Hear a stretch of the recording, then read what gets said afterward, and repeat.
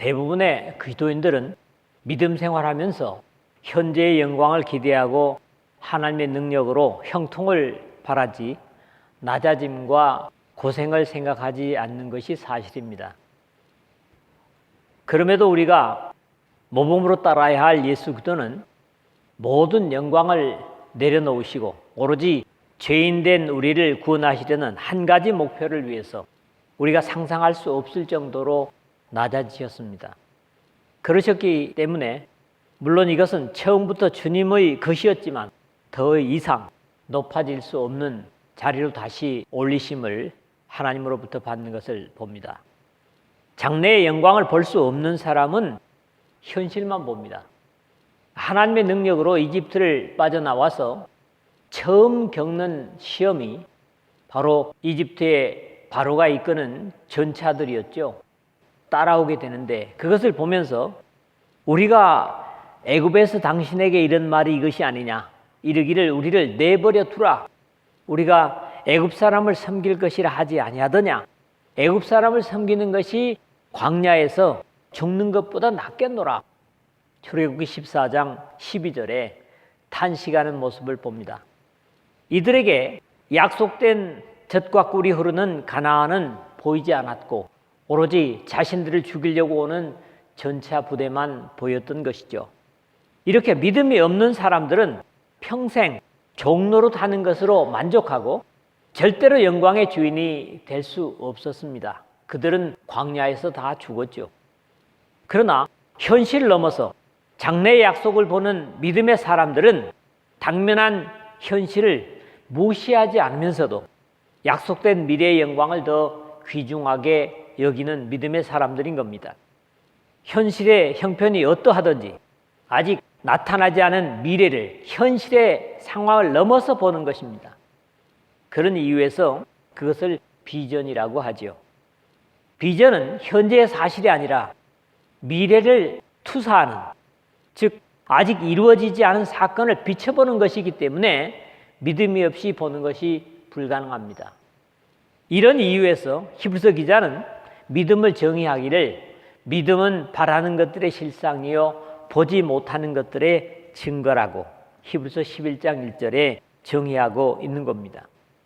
역시 이러한 믿음에도 우리 주 예수 그리스도께서 최고의 모범이십니다. 그런 이유에서도 하나님 아버지로부터 모든 이름 위에 뛰어난 이름을 받아 누릴 자격이 있으신 것이고 그대로 우리에게 모범이 되십니다. 오늘 우리에게 주시는 교훈도 너희도 나처럼만 한다면 나처럼 될 것이다, 이렇게 행동으로, 삶으로 보여주고 계십니다. 첫 번째로는 6절의 말씀을 보겠습니다. 바로 세상에 오신 하나님을 우리가 여기서 봅니다. 이 부분은 육신을 가진 사람의 수준에서는 온전히 이해할 수 없는 하나님의 속성이라는 데서 우리 이해의 한계를 넘어서는 범위이기 때문에 접근에 대단히 조심스럽습니다. 사람의 이성으로 완전히 이해되고 판단된다면 그것은 사실 벌써 하나님일 수 없겠지요. 언제나 하나님을 사람의 생각의 틀에 짜맞추어 이해하려고 하는 데서 허락된 계시의 한계를 넘어서게 되고 건전치 못한 교리가 만들어질 수 있기 때문에 지극히 조심스럽다는 겁니다. 왜냐하면 하나님은 우리가 완전히 이해할 수 없는 거룩하신 분이요 전능하신 분이시기 때문입니다. 이것은 비단 하나님 아버지에 그치지 않고 아들이신 예수 그리스도에게서 더욱 그렇습니다. 주님께서 친히 말씀하시기를 이는 모든 사람으로 아버지를 공경하는 것 같이 아들을 공경하게 하려 하심이라. 아들을 공경하지 아니하는 자는 그를 보내신 아버지도 공경하지 아니하느니라. 요한복음 5장 23절에 증거하셨습니다. 믿는 사람들조차 하나님을 신이라고 표현하지만 이런 명칭 자체가 하나님께는 사실 어울리지 않습니다. 하나님은 많은 사람들의 칭하는 것처럼 귀신과 같은 신의 존재가 아니기 때문입니다. 한문으로 신을 귀신 신자를 쓰기 때문에 제가 이런 말씀을 드리는 겁니다. 신약 성경은 하나님을 대함을 귀신, 다이모니온이라든가 마귀, 디아블로스 같지 않은 다른 존재임을 수없이 증거하고 있기 때문입니다. 오늘 본문은 하나님 아버지보다는 아들 우리 주 예수 그리스도에 대한 위엄을 생각하게 되는데, 역시 하나님 아버지와 다르지 않은 존귀와 영광을 지니셨음을 확인하고, 그러심에도 낮고 천한 우리 죄인들을 위해서 그 위엄과 존귀를 기꺼이 버리셨으므로 하나님 아버지께서 되돌려 주심을 확인하게 됩니다. 그는 근본 하나님의 본체시나 6절 첫 부분의 표현을 사람의 구조로는 완전히 이해할 수 없는 내용이라고 했습니다. 우리 성경의 순서대로 근본, 휘파르코 하는 말인데 시작하다 이런 뜻이 되고요. 본래 휘포, 무엇에 의하여, 무엇에 밑에라는 의미도 있습니다만 여기다가 지배하다, 다스리다, 시작하다라고 하는 아르코라는 말이 합쳐진 말입니다. 이 말씀은 태초에 말씀이 계시니라, 이 말씀이 하나님과 함께 계셨으니 이 말씀은 곧 하나님이시니라, 그가 태초에 하나님과 함께 계셨고라고 하는 요한복음 1장 1절에서 2절의 말씀으로 이해할 수 있습니다. 그리고 본체 그랬는데 참 흔치 않은 표현입니다. 모르페라는 말인데 이 말은 본래 형상, 모양, 외형이라고도 돼 있고 여러분 성경의 난해주에도 그런 표현들이 있습니다. 그러나 본질적으로 변할 수 없는, 본질적으로 근본적인 성질, 그런 의미를 가지면서 근본적으로 같은 성질과 모양을 의미하면서 모양에서뿐만 아니라 바로 하나님 자신임을 의미하는 표현입니다. 아버지여, 창세전에 내가 아버지와 함께 가졌던 영화로서 지금도 아버지와 함께 나를 영화롭게 하옵소서. 요한복음 17장 5절에 아버지 하나님께 기도하시는 모습을 볼 수 있고요. 그는 보이지 아니하는 하나님의 형상이요 모든 피조물보다 먼저 나신 이시니 골로새서 1장 15절이라든가 고린도후서 4장 4절 하반절에도 같은 표현으로 예수 그리스도께 대한 설명도 같은 의미로 이해할 수가 있습니다. 물론 여기에 모든 피조물보다 먼저 나신이라는 표현을 두고 예수 그리스도를 피조 세계의 시작으로 이해하려는 시도들이 있지만 옳지 않은 해석입니다. 예수께서 외쳐 이르시되 나를 믿는 자는 나를 믿는 것이 아니요 나를 보내신 이를 믿는 것이며 나를 보는 자는 나를 보내신 이를 보는 것이니라. 요한복음 12장 44절에서 45절의 말씀이나 또 제자 빌립에게 나를 본 자는 아버지를 보았거늘 어찌하여 아버지를 보이라 하느냐, 나는 아버지 안에 거하고 아버지는 내 안에 계신 것을 너가 믿지 아니하느냐, 내가 너에게 이르는 말은 스스로 하는 것이 아니라 아버지께서 내 안에 계셔서 그 일을 하시는 것이라. 요한복음 14장 9절 하반절에서 10절에 선언은 아버지와 자신이 다르지 않음을 증거하십니다. 그러나 이것이 육신을 가진 우리의 사실적인 것으로는 이해가 불가능하다는 말씀을 드리는 겁니다. 항상 설명해도 보이는 것만을 이해하는 사람이기 때문에 사실 하나님의 속성을 다룰 때마다 한계를 느끼게 됩니다. 그럼에도 성경에 나타나는 계시를 그대로 받아들이고 표현한다면 문제가 되지 않을 것이고 또 나중 하나님 앞에서도 문제됨이 없을 것이라고 확신합니다. 구약 성경에서조차 메시아 오심을 증거하면서 아들에 대해서 이는 한 아기가 우리에게 낳고 한 아들을 우리에게 주신 바 되었는데 그의 어깨에는 정사를 메었고 그의 이름은 기묘자라 모사라 전능하신 하나님이라 영존하시는 아버지라 평강의 왕이라 할 것입니다.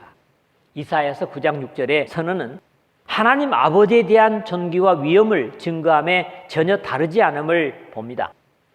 하나님과 동등됨을 취할 것으로 여기지 아니하시고 6절 하반절에 그랬는데 앞에서 이미 살핀 대로 본래 예수 그리스도께서 하나님과 같은 분이셨지만 시간과 공간의 제약을 받는 사람으로 오시기 위해서 자신의 영광을 포기하신 모습을 연결되어지는 내용으로도 이해하게 됩니다. 사람으로서 다 표현할 수 없는 영광과 위엄을 지니시고 찬양 받으셔야 합당하신 전지전능하신 하나님이시지만 범죄하여 하나님의 영광을 잃어버린 마귀의 수하에 죽음에 바쳐지는 사람들의 비극을 참을 수 없으셔서 이러한 존귀를 포기하신 겁니다. 그러므로 이런 주님의 사랑만 이해한다고 해도 함부로 살 수 없는 것이 그의 생명의 피로 구속받은 우리 하나님의 백성들입니다. 이런 이유에서 순종하는 자들을 이집트의 종된 자리에서 능력의 말씀으로 이끌어내신 육신의 출애굽과 비교될 수 없는 감사와 찬양을 지속적으로 드리며 누리며 살아야 하는 것은 우리 그리스도인들에게 당연한 이치인 겁니다. 두 번째로는 7절, 8절입니다. 최고의 겸손을 우리가 여기서 봅니다. 믿음의 사람들에게 겸손을 명령하실 수 있는 이유는 자신이 이렇게 더 이상 낮아질 수 없는 경지에까지 낮아지셨기 때문에 그분을 따른다는 우리가 겸손하지 못한다면 다르게 변명할 여지가 없습니다. 주님께서 친히 말씀하셨습니다. 인자가 온 것은 섬김을 받으려 함이 아니라 도리어 섬기려 하고 자기 목숨을 많은 사람의 대속물로 주려 함이니라. 마가복음 10장 45절의 말씀이죠.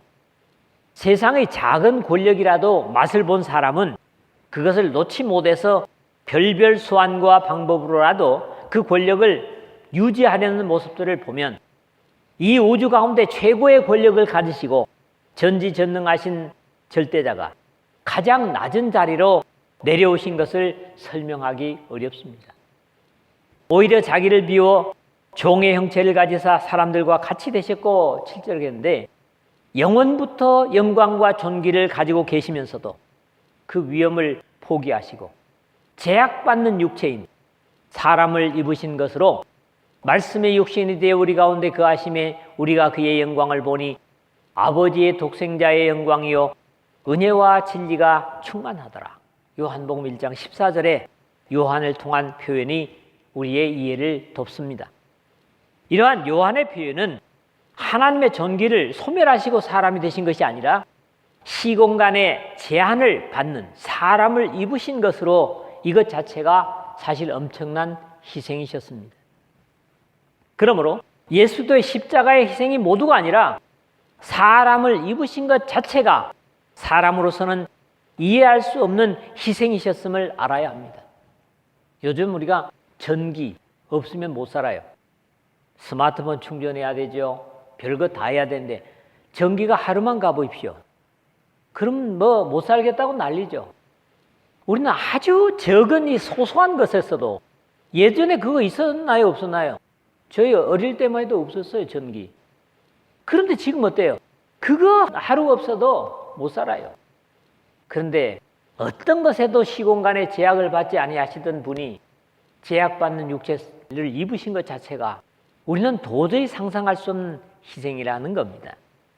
사람들과 같이 되셨고 라는 말씀도 오해하면 안 됩니다.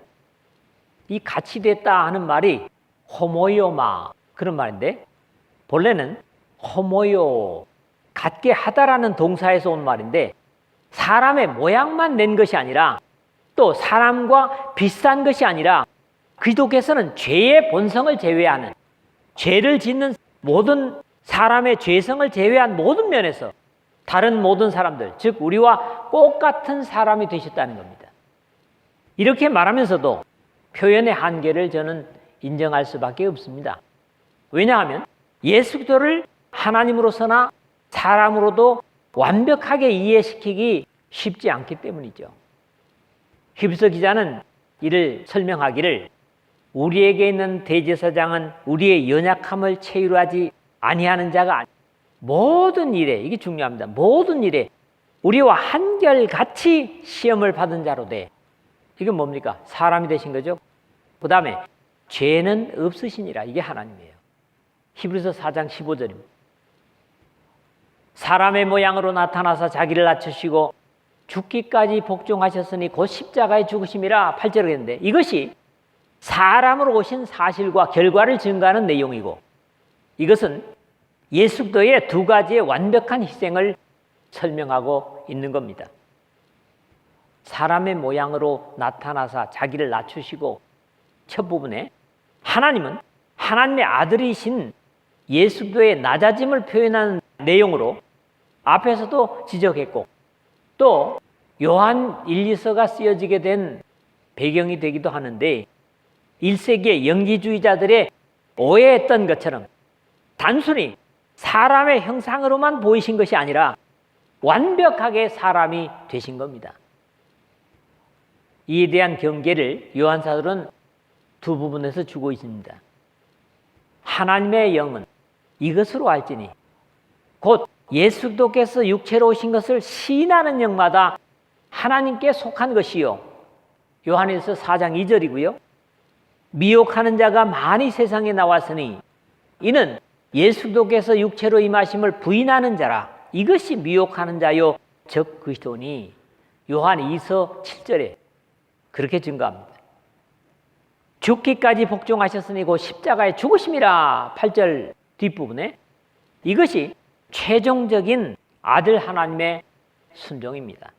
생명 그 자체이신 분으로 하여금 죄의 싹신 죽음을 맛보게 하시되 가장 처참하게 죽음을 맛보게 하신 겁니다. 특히 십자가의 죽으심이라, 이 스타우로스, 십자가를 스타우로스라 합니다.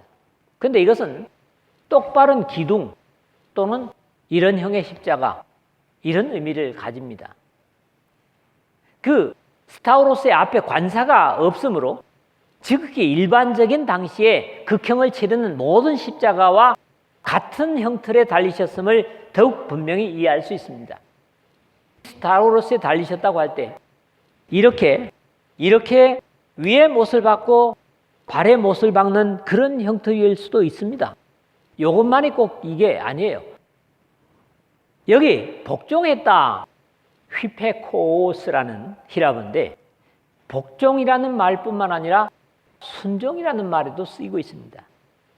너희가 범사에 순종하는지 그 증거를 알고자 하여 내가 이것을 너희에게 썼노라. 고린도후서 2장 9절에서는 휘페코스를 순종이라고 번역을 하고 있는 것이죠. 주님께서는 겟세마네 동산에서 십자가를 애써 지시고 싶지 않으셨지만 기꺼이 지심으로 하나님 아버지의 뜻을 순종으로 감당하심을 확인하게 됩니다. 믿음의 백성이라면 최소한 하나님 아들의 겸손 정도를 따를 수 있어야 역시 예수 그리스도의 제자이자 하나님의 자녀다운 자세를 가진 자라고 할 수 있을 겁니다. 예수님의 이 낮아지심을 말할 수 없는, 우리의 형편으로는 비교될 수 없는 낮아지심을 보면서 우리가 최소의 겸손으로 주님을 섬기고 하나님의 백성들을 섬기는 실제적인 삶이 되시기를 주님의 이름으로 부탁을 드립니다. 세 번째로는 9절에서 11절입니다. 주님께서 자의적으로 낮아지시지 못할 정도로 낮아지셨기 때문에 하나님께서는 당연한 영광을 회복시켜 주시는 모습을 여기서 봅니다.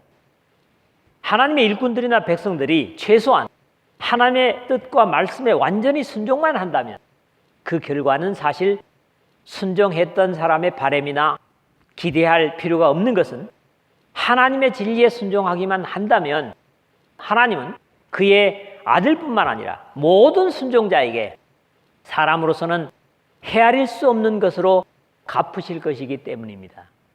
이거 우리가 믿어야 됩니다. 그런 이유에서 이미 너희는 먼저 그의 나라와 그의 의를 구하라.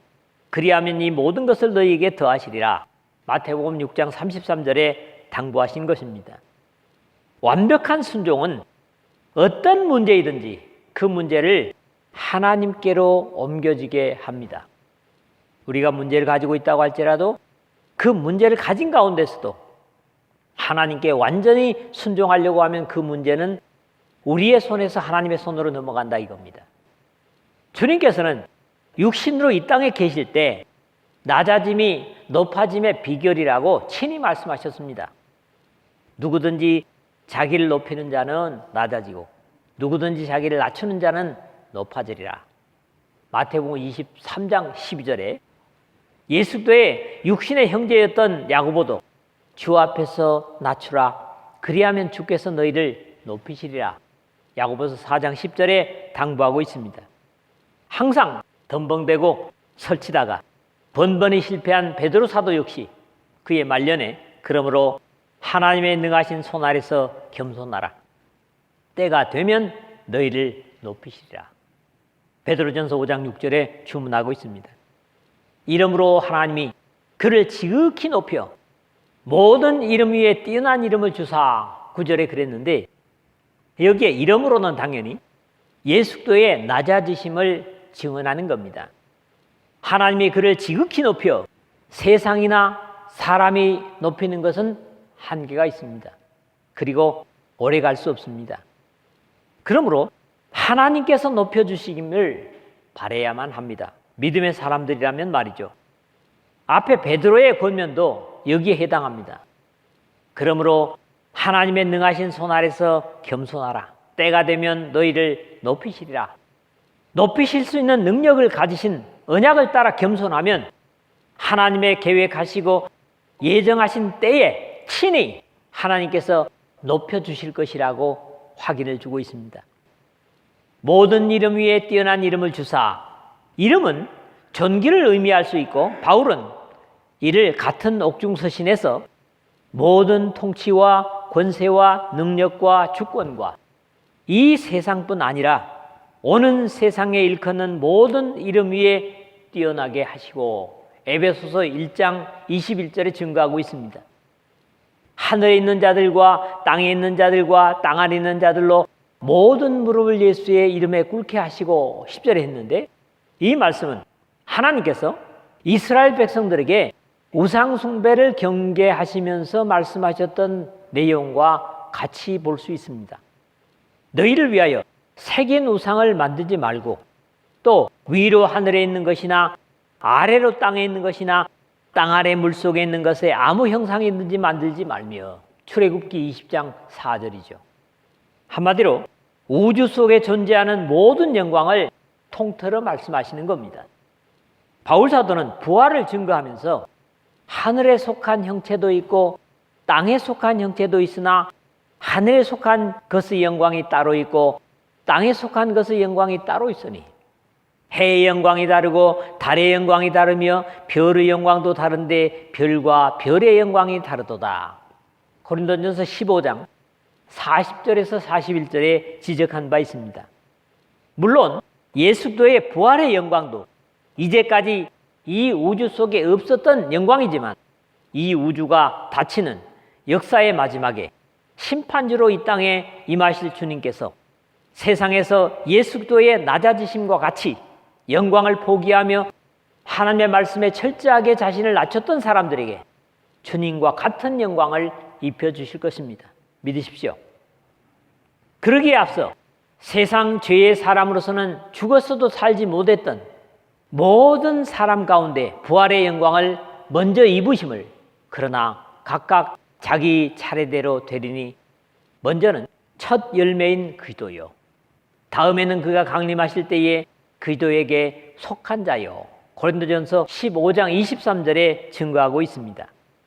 모든 무릎을 예수의 이름에 꿇게 하시고 10절 하반절에 모든 영광을 가진 자들이 예수의 이름에 꿇어 엎드려 경배를 드리는 것이지만 궁극적으로는 예수를 통해서 영광을 받으시는 하나님 아버지를 생각해야 합니다. 같은 옥중서신에서도 범사에 우리 주 예수 그리스도의 이름으로 항상 아버지 하나님께 감사하며 에베소서 5장 20절에 그랬고요. 또 무엇을 하든지 말에나 일에나 다 주 예수의 이름으로 하고 그를 힘입어 하나님 아버지께 감사하라. 골로새서 3장 17절에 해서 예수 그리스도의 이름으로 영광을 돌릴 것을 증거하고 있습니다. 모든 입으로 예수 그리스도를 주라 시인하여 하나님 아버지께 영광을 돌리게 하셨느니라. 11절에 앞절의 말미인 모든 무릎을 예수의 이름에 꿇게 하시고 10절 하반절에 연결되어지는 모든 일을 계획하시고 예정하시고 성취하시는 하나님께 최종적으로 영광을 돌리게 됨을 증거합니다. 결국 이 우주에 존재하는 모든 것들의 주가 되심을 모든 권세자들로부터 신하게 하심으로써 하나님 아버지께 영광을 돌려드리게 되는 겁니다. 우리는 이미 앞에서 이는 모든 사람으로 아버지를 공경하는 것 같이 아들을 공경하게 하려 하심이라. 아들을 공경하지 아니하는 자는 그를 보내신 아버지도 공경하지 아니하느니라는 요한복음 5장 23절로 되돌아간 내용을 보합니다. 요한계시록에서는 어린 양이신 예수 그리스도와 하나님 아버지께 공통으로 영광을 돌림을 기록하고 있습니다. 내가 또 들으니 하늘 위에와 땅 위에와 땅 아래와 바다 위에와 또 그 가운데 모든 만물이 가로되 보좌에 앉으신 이와 어린 양에게 찬송과 존귀와 영광과 능력을 세세토록 돌릴지어다 하니 요한계시록 5장 13절입니다. 하나님의 아들의 위엄을 증거하는데 완벽하게 증거할 수 없는 것이 제 한계고요. 그럼에도 불구하고 말씀을 맺겠습니다. 이 주님의 모범을 무엇을 위해서 제시하는 것이라고 했습니까? 바로 그리스도 안에 무슨 구원면이나 사랑의 무슨 위로나 성령의 무슨 교제나 긍휼이나 자비가 있거든 하는 1절에 붙여지는 교훈입니다. 교회의 어떤 역할, 즉 하나님의 일을 감당함의 자세를 이렇게 낮아짐으로써 감당해라. 그런 말씀을 주시기 위해서 예수 그리스도를 모범으로 제시하고 있다 하는 말씀을 앞에서도 드렸습니다. 하나님의 특별한 피조물로 예수 그리스도의 십자가의 희생을 통해서 새로운 피조물이 되게 하셨어. 인격이 회복된 우리의 감정과 이성과 의지를 가지고 어떤 제약도 없는 영광의 위엄을 포기하시고 나를 위해 사람이 되어 가장 처참한 죽음을 감당하신 예수를 깊이 생각해야 됩니다. 히브리서 3장 1절에서 보죠. 이러한 최상의 희생과 헌신의 이유에서 하나님 아버지께서는 이 우주 가운데 어떤 영광도 예수 그리스도 앞에 굴복해 하시고 모든 입으로 예수 그리스도를 주라 시인하여 하나님 아버지께 영광을 돌리게 하신 것입니다. 이제는 이 헤아릴 수 없는 은혜로운 같은 영광을 약속하시고 우리를 부르신 우리 주 예수 그리스도의 아버지 하나님께 복되신 예수 그리스도를 통하여 영광을 돌려드리고 같은 순종을 온전히 드림으로 주님과 같은 생명과 영광을 현실에 보이는 세계서가 아니라 영혼 속에서 누릴 수 있는 그런 약속을 우리에게 주셨습니다. 주어진 이 약속이 여러분의 것이 되기 위해서는 역시 예수님의 이 희생을 본받는다면 오롯이 그 약속은 여러분이 것이 될 수 있을 줄로 믿습니다. 믿으시길